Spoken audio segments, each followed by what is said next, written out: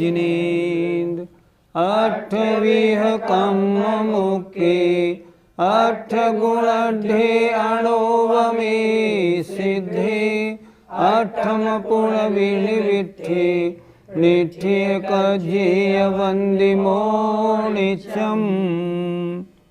पंच परमेष्ठी भगवान की जय। आचार्य कुंद कुंद महाराज के जितने ग्रंथ उपलब्ध हैं उनमें से बड़ी सुंदर सुंदर और बड़ी सरल गाथाओं को छांटकर ये कुंद कुंद का कुंदन नामक ग्रंथ बनाया गया है, जो आपके सामने है और आपको सुनने में आ रहा है। इस ग्रंथ का पिछला उपयोग अधिकार पूरा हो गया। अब आज से ज्ञान और ज्ञेय अधिकार प्रारंभ होगा। आत्मा का जो गुण जानने का काम करता है वह गुण है ज्ञान, और जो जानने योग्य पदार्थ हैं, सारे पदार्थ जानने योग्य हैं, उन्हें कहते हैं ज्ञेय। तो ज्ञान और ज्ञेय का अधिकार आज से प्रारंभ होता है। आइए गाथा नंबर 44 पृष्ठ 44 निकाल लें। आदाणान पमाणम प्राणम लेयपमाणमोदिष्ठम लेयम लोयालोयम तम्माणाणम तु सावगदम। आदा आत्मा, णाण माने ज्ञान, पमाण माने बराबर, प्रमाण, अर्थात आत्मा ज्ञान के बराबर है। उणाणम और ज्ञान, नेयपमाणम उद्दिष्टम, और ज्ञान को ज्ञेय के बराबर कहा गया है। ज्ञान कितना बड़ा? जितने ज्ञेय। क्यों? क्योंकि वो सबको जानने वाला है। लेयम लोयालोयम, लेय माने जानने योग्य कौन है? लोक और अलोक दोनों। तमहा, इसलिए ज्ञान कितना बड़ा है, कैसा है? सर्वगदम, सर्वगत है। ज्ञान सब में व्याप्य है। फिर देखें, आदाणानुपमाणम, आत्मा ज्ञान के बराबर है। णाणम ज्ञान ज्ञेय के बराबर उद्दिष्टम कहा गया है। और ज्ञेय जानने योग्य कौन है? लोक और अलोक, सब कुछ। ज्ञान से बाहर कुछ नहीं। इसलिए ज्ञान सर्वगत है, सबको जानने वाला है। पंडित जी, आत्मा ज्ञान के बराबर क्यों है? प्रत्येक द्रव्य अपने गुण और पर्याय के बराबर होता है। आत्मा द्रव्य है, ज्ञान उसका गुण है। तो आत्मा कितना बड़ा होगा? जितना बड़ा ज्ञान है। क्या ऐसा हो सकता है ज्ञान आत्मा से ज़्यादा हो और आत्मा जो द्रव्य है वो गुण से छोटा हो? कभी नहीं हो सकता। देखें एग्जाम्पल, मान लीजिए यहाँ एक अंगूठी रखी है। सोना कितना बड़ा है? जितनी बड़ी अंगूठी है। अंगूठी कितनी बड़ी है? जितना सोना है। द्रव्य, ये द्रव्य कितना बड़ा होगा? आत्मा द्रव्य है, आत्मा कितना बड़ा होगा? जितना बड़ा उसका गुण है ज्ञान। इसलिए आत्मा ज्ञान के बराबर है। और ज्ञान कितना होगा? जितना उसका जो विषय है ज्ञेय, उतने प्रमाण है। इसलिए आत्मा को ज्ञान प्रमाण कहा। ऐसा कभी नहीं हो सकता जो आत्मा गुण से ज़्यादा हो या गुण आत्मा से ज़्यादा हो। इसलिए जितना द्रव्य उतना बड़ा गुण।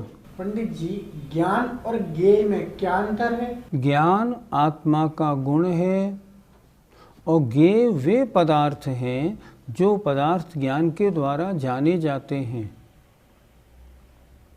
फिर देखें, ज्ञान आत्मा का गुण है और ज्ञेय वे पदार्थ हैं जो जाने जाते हैं, दोनों अलग हैं।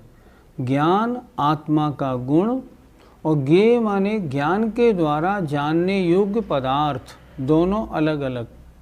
मेरे आत्मा में जो जानने की शक्ति है वो ज्ञान है और जिनको मैं जानता हूँ ये सब मेरे ज्ञेय हैं। इसलिए ज्ञान और अलग ज्ञेय अलग अलग हैं। पंडित जी, लोक और अलोक किसे कहते हैं? एक द्रव्य है आकाश। द्रव्य कितने हैं? 6। जीव, पुद्गल, धर्म, अधर्म, आकाश और काल। एक द्रव्य है आकाश, वो कितना बड़ा है? अनंत है। उस आकाश द्रव्य के बीचों बीच थोड़े से हिस्से में अन्य और सब द्रव्य भी पाए जाते हैं। अर्थात आत्मा आकाश तो अनंत है, उसके बीचों बीच थोड़े से हिस्से में पुद्गल, धर्म, अधर्म, जीव, काल सब पाए जाते हैं। तो आकाश के जितने हिस्से में अन्य सब द्रव्य पाए जाते हैं उसको हम कहते हैं लोक, और जितने हिस्से में मात्र आकाश ही आकाश है उसे हम कहते हैं अलोक। ज्ञान किसको जानता है? ज्ञान लोक को भी जानता है और अलोक को भी जानता है। इसलिए कहा लोया लोयम। ज्ञेय कौन है? लोक भी और अलोक भी। पंडित जी, अलोकाकाश अमूर्तिक द्रव्य है, फिर उसे ज्ञान कैसे जानता होगा? अलोकाकाश एक द्रव्य है। हम और आप मति श्रुत ज्ञानी हैं। हम किसी द्रव्य को जानते हैं तो उसके रूप रस की अपेक्षा जानते हैं। अगर किसी द्रव्य में रूप नहीं हो, रूप माने कलर नहीं हो, हम उसको नहीं जानते। पर द्रव्य तो है और द्रव्य है तो ज्ञान के जानने में आएगा। केवली भगवान का ज्ञान, केवल ज्ञान। केवल ज्ञान के द्वारा किसको जानते हैं? वह द्रव्य रूपी हो या अरूपी हो सबको जानते हैं। द्रव्य है, उसका अस्तित्व है, उसकी लंबाई चौड़ाई सब कुछ है। अमूर्तिक होने से हमारे जानने में नहीं आ रही है, लेकिन केवल ज्ञान के द्वारा पदार्थ मूर्तिक हो या अमूर्तिक दोनों जाने जाते हैं। मूर्तिक पदार्थ वो हैं जो रूप रस गंध स्पर्श वाले हैं। 6 द्रव्य में मूर्तिक कौन है? मात्र पुद्गल द्रव्य। शेष 5 द्रव्य अमूर्तिक हैं। ज्ञान किसको जानता है? ज्ञान मूर्तिक को मूर्तिक जानता है, अमूर्तिक अमूर्तिक को जानता है। बस क्या अमूर्तिक कैसा है? ये अमूर्तिक है। मूर्तिक कैसा है? ये मूर्तिक है। ज्ञान दोनों को जानता है, क्योंकि जितने भी द्रव्य हैं सब ज्ञेय हैं और ज्ञान समस्त ज्ञेयों को जानने वाला है। पंडित जी, सर्वगत किसे कहते हैं? सर्वगत जो ज्ञान सब में प्रवेश कर जाए उसे कहते हैं सर्वगत। अर्थात जो ज्ञान सबको जानता है, आत्मा जिस ज्ञान के माध्यम से सबको जानता है, तो उस तरह आत्मा को कहा जाता है सर्वगत। आत्मा सर्वगत है।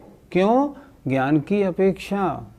ज्ञान समस्त ज्ञेयों को जानता है, आत्मा ज्ञान के द्वारा समस्त ज्ञेयों को जान रहा है, इसलिए आत्मा सर्वगत है। पंडित जी, अन्य मत वाले कण कण में भगवान मानते हैं, क्या हमारी मान्यता भी ऐसी ही है? अन्य मत वालों के अनुसार संपूर्ण विश्व सब ईश्वर की माया है। ये सब क्या है? ईश्वर के विविध रूप हैं। हर जगह ईश्वर है, सब में ईश्वर व्याप्त है। कहते हैं गरीब में भी ईश्वर को देखो कि ये ईश्वर का रूप है। ये अन्य मत की मान्यता है, हमारे यहाँ ऐसा नहीं माना जाता। हम आत्मा को, आत्मा का जो ज्ञान गुण है उसको आत्मा के बराबर मानते हैं। जिस वस्तु को जाना है आत्मा ने ज्ञान के द्वारा, उस वस्तु में आत्मा का प्रवेश नहीं है। वो ज्ञान के द्वारा जानता है पर ज्ञान में उसका प्रवेश नहीं, ज्ञान का उस पदार्थ में प्रवेश नहीं। एग्जाम्पल लें, शीशा लगा है और मैं खड़ा हूँ, तो शीशा मुझे दिखा रहा है पर मैं शीशे में प्रवेश नहीं कर गया। उसी तरह अन्य मत वाले तो ये मानते हैं कण कण में भगवान की मौजूदगी है। हम ऐसा नहीं मानते, हम ये मानते हैं भगवान केवल ज्ञानी हैं, तो केवल ज्ञान के द्वारा भगवान प्रत्येक वस्तु को जानते हैं, पर ज्ञान कितना बड़ा है? आत्मा के बराबर। क्या समस्त वस्तुओं में ज्ञान का प्रवेश है? नहीं। आत्मा का प्रवेश है? नहीं। भगवान का प्रवेश है? नहीं।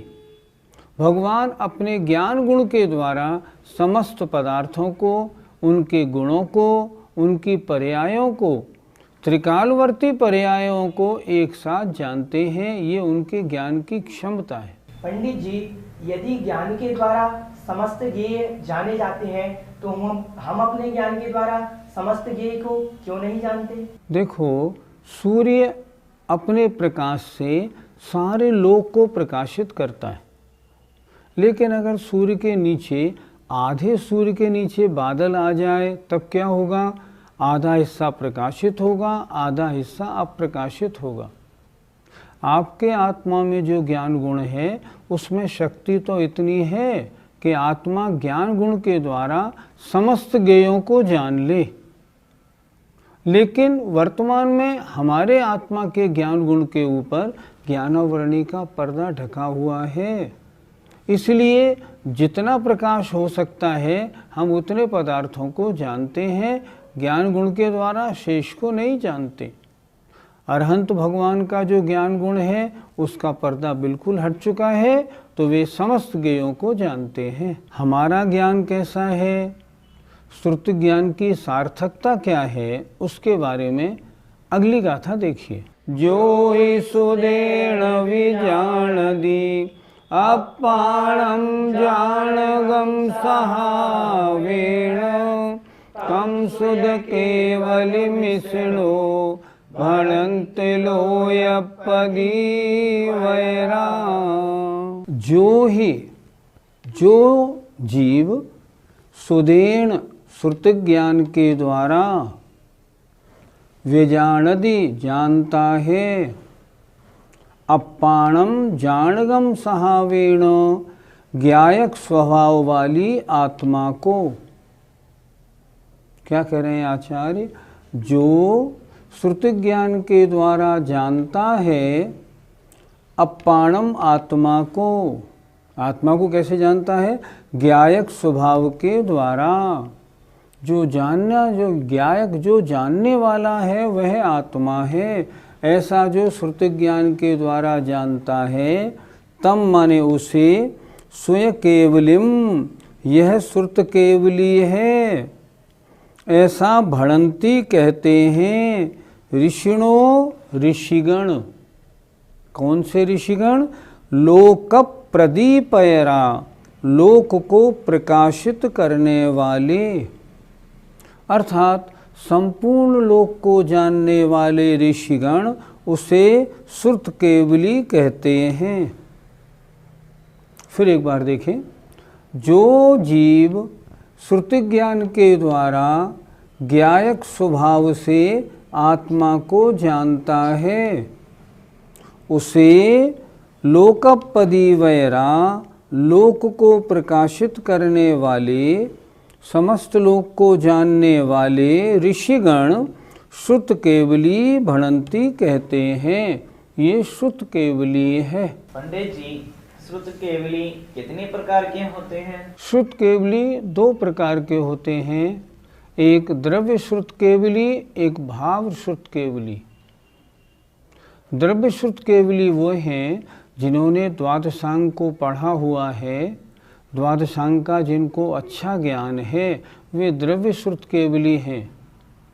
और जो द्वादशांग को जानकर उस ज्ञान का फल प्राप्त करने के लिए अपनी आत्मा को जानने में लगे हुए हैं, वे क्या हैं? वे भावश्रुत केवली हैं। द्रव्यश्रुत कार्यकारी है, द्रव्यश्रुत कार्यकारी तो है, पर जब वह भावश्रुत केवली बने। पढ़ना कार्यकारी नहीं, पढ़ने के बाद तद्रूप परिणमन कार्यकारी है। आत्मा ने जान तो लिया, पर जानने रूप परिणमन नहीं किया, तब ज्ञान से लाभ नहीं। ज्ञान की सार्थकता कब है?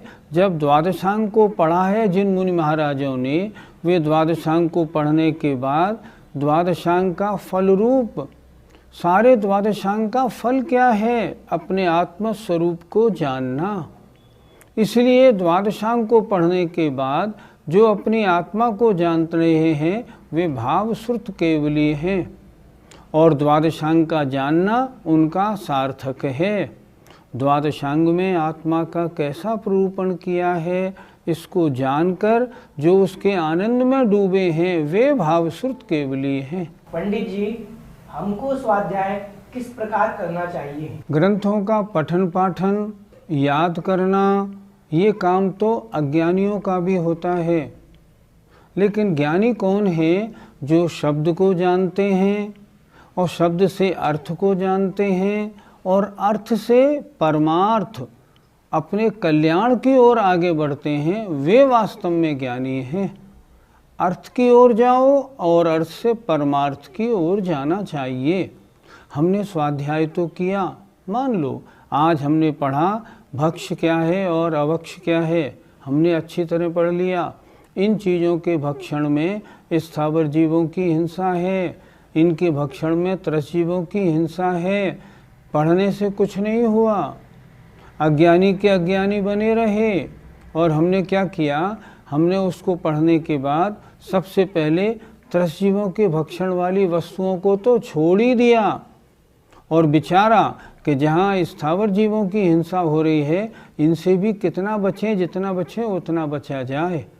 तो जो पढ़ने के बाद उसके भावानुसार कार्य करना शुरू कर देते हैं, जिन्होंने द्रव्यश्रुत पढ़ा, द्रव्यश्रुत पढ़ने का फल क्या था? अपनी आत्मा को जानना, और द्वादशांग को पढ़ने के बाद अपने आत्मा में लीन हैं। मैंने लोक को पढ़ा है तो मैं लोक को जानूं, मैंने जीव को पढ़ा है मैं इनको जानूं, पदार्थों को जानूं। जो उसमें लगे हैं उनका पढ़ना कार्यकारी नहीं, कार्यकारी उनका पढ़ना है जो द्वादशांग पढ़ने के बाद द्वादशांग का जो मूल है, अपना आत्मा, उसको जानते हैं।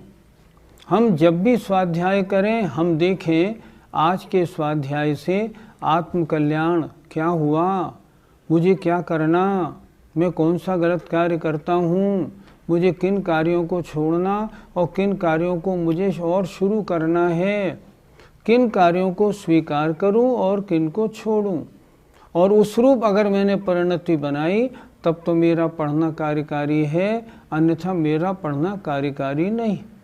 इसीलिए कह रहे हैं, जो द्वादशांग को पढ़ के आत्मा को नहीं जानते, द्रव्यश्रुत केवली हैं, उनका द्वादशांग उस समय कुछ भी कार्य नहीं कर रहा, कोई फायदा नहीं।